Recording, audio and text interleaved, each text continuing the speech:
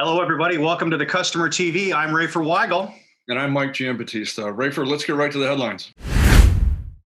Cyber criminals are more active than ever. Last year saw a 78% increase in the amount of compromised consumer records compared to the previous year. Mike, why the spike, and is this trend going to continue? What's not astonishing about that, Rafer, is that there was a spike. What is astonishing as the level of that spike, really it's attributable to the fact that the entire world is living online as of COVID. It's a huge opportunity for cyber criminals. WhatsApp looking at potentially a $100 million fine in Europe for violating transparency requirements by the GDPR. This after Twitter was hit with $1 million fine by the same group. Mike, should American companies looking to do business in Europe take note of this? Yes, they absolutely should. We've been saying it for, 2 years now. GDPR was put together with teeth for these very purposes. They want to make sure that people who are doing business in the European Union are abiding by the rules. And if you're not, they're prepared to come after you. What's astonishing about this particular story, though, is the level of the fine. It's eye-opening.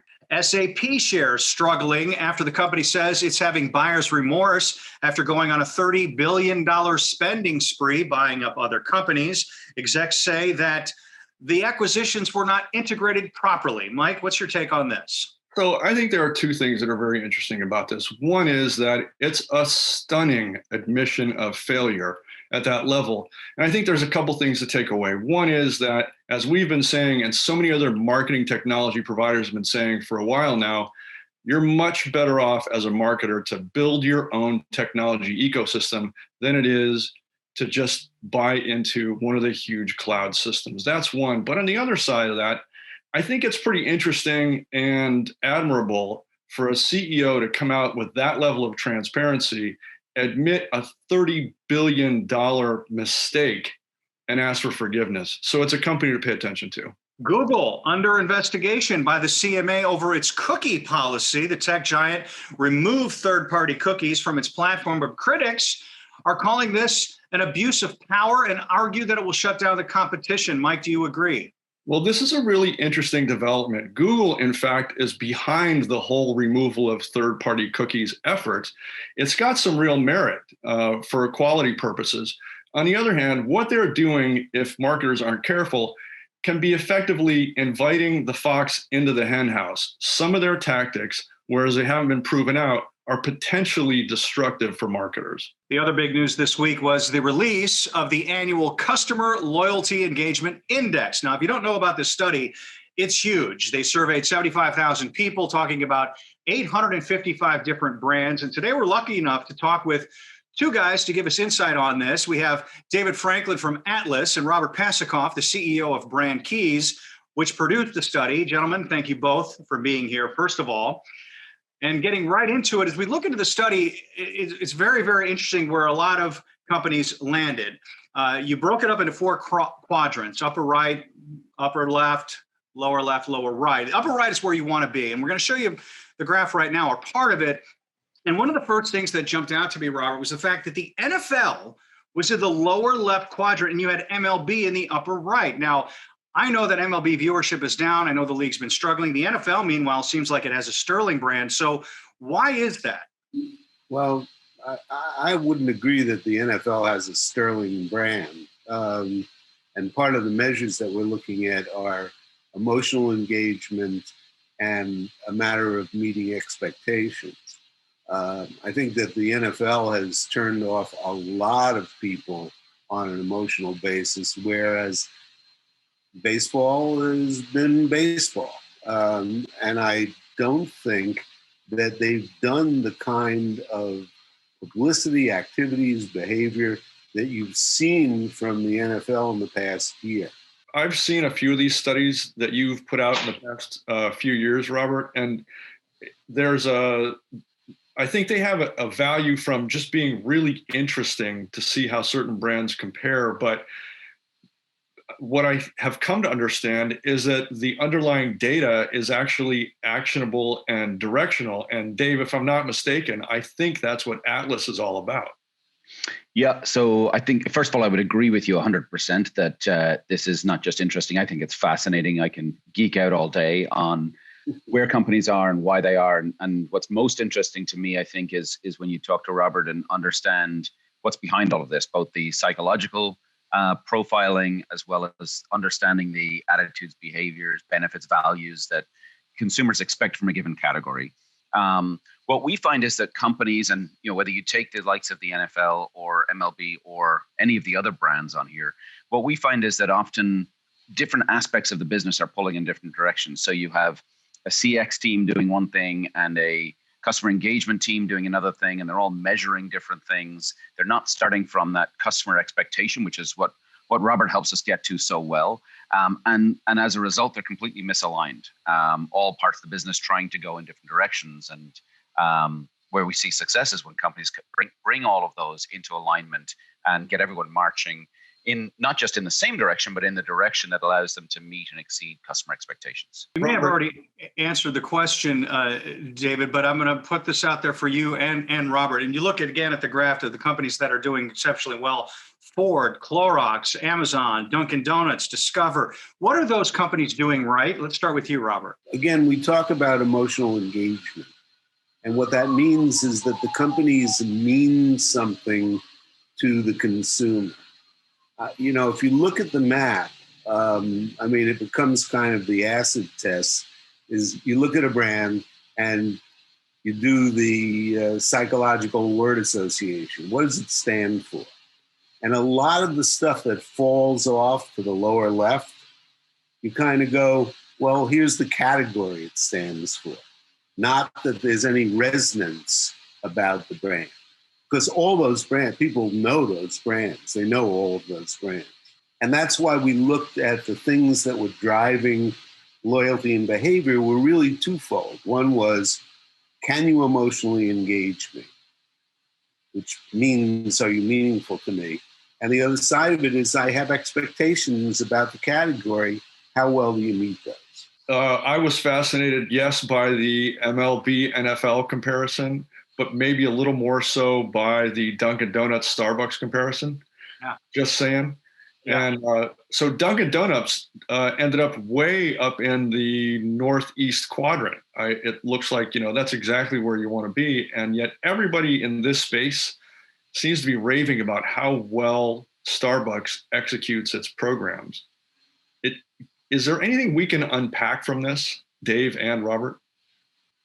In transparency, we've worked for Dunkin' for a number of years, and the kind of gap analysis as to what people expect and what you can translate into creative, that gave birth to the America Runs on Dunkin'. Tell me what Starbucks does. Besides give you coffee.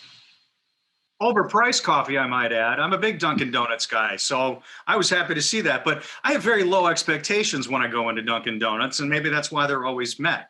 Well, I'm sorry.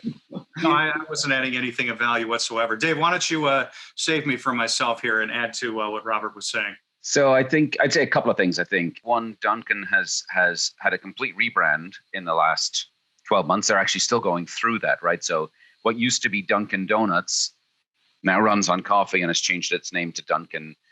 They've been rebranding. They've been changing how they talk about things.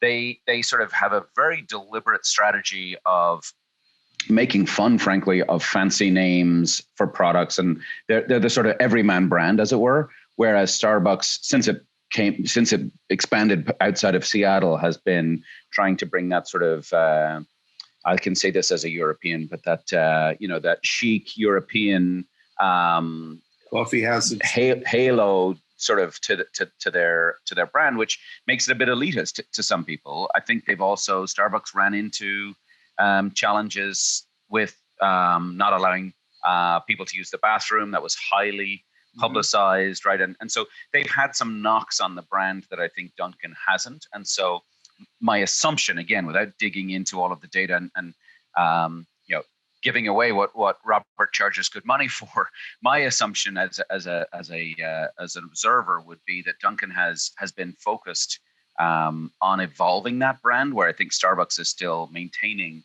but it is a very solid, strong brand, but they've been in maintenance mode rather than evolution mode. Robert, if you've put this together for, I think we're at 25 years right now. Yeah, this is the 25th year. The 25th year. So you've got some history with this. Having seen all that, what was the biggest surprise in this year's Customer Loyalty Engagement Index? Wow. Well, I guess that there weren't a lot of new brands that showed up at the top of the list, and that we've had a switch over of about half of the categories in terms of who's ending up in that upper right-hand quadrant. It's gotten tougher. I mean, I asked the question about, made the statement about the ideal. Expectations increase a lot faster than most brands keep up. Well, let me correct myself. Expectations increase faster than any brands keep up. These brands all seem to be doing something special that people are recognizing, whether it's on an articulated basis or just an internalized basis. And what's interesting is that it's not just about the product, it's also about the image. If I'm, am I right on that one, Robert? Because like the NFL, I mean, yes, the on-field product, the ratings are high, but yes, you're right. There's been some public relations issues that have soiled some of the brand. You mentioned the issue of the bathrooms, David, with Starbucks. Those are news events, but those have an effect on brand loyalty. Yeah, but it can kill a brand. I mean, you want a really bad example. Take a look at what happened to Victoria's Secret. Yeah, it is image largely, but it's also meaning. Because what I said before about being able to name a brand and tell me what it stands for, and not have to look for it. I mean, you go to the lowest one on the chart and you go, Bing. And what you're going to say to me is it's search. And that's it. I would say you look at that bottom left category, and taking the Victoria's Secret example, you could also point to Wells Fargo, Volkswagen, who've had some really high profile snafus, let's be polite. But compare a Mazda to a Hyundai. When I said to my wife that Hyundai was the highest scoring auto company, she was shocked, because not everybody, as again Robert's data shows us, not everyone's expectation is the same for each brand. But I think that is an example of a brand that's done a phenomenal job of shifting expectations and creating loyalty, engendering loyalty in the true sense of the word. Which again, I think is what Robert looks at. Isn't sort of your loyalty program. It's how loyal are you to the brand. And Hyundai has done everything from being the first company to have the 100,000 mile warranty, right? So that started to change perceptions of how we used to always point to Honda and Toyota as the cars that ran forever. Hyundai sort of had their warranty outlasted them by significant percentage. The last economic downturn, Hyundai was the first one out to sort of say, if you lose your job, you're not going to be in trouble. We're going to help you, et cetera. And so it changes your perception of what a car company is and does, as opposed to focusing just on fuel efficiency and safety and all those things that are critically important in a car. Rafe, just in terms of numbers, they went from 2% sales to 14% sales when the entire industry was down 36%. That's fascinating, especially in a pandemic. Yeah, I mean, it's just incredible how what they're able to do with just the fact that that's what they stand for now. I'll answer the question you asked, Robert, a little differently than you asked it. I'll do two things. One is the question about surprises. Perhaps the one that's surprising but not is Clorox.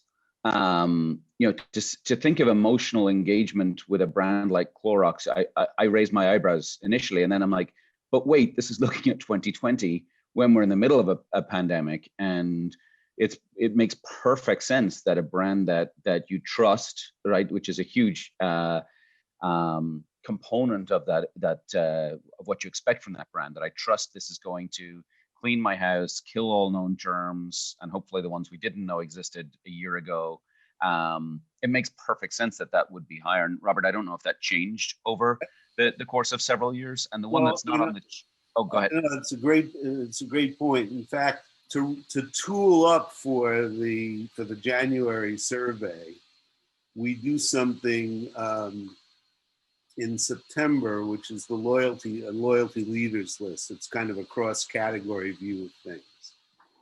And that's when we see when brands are starting to resonate.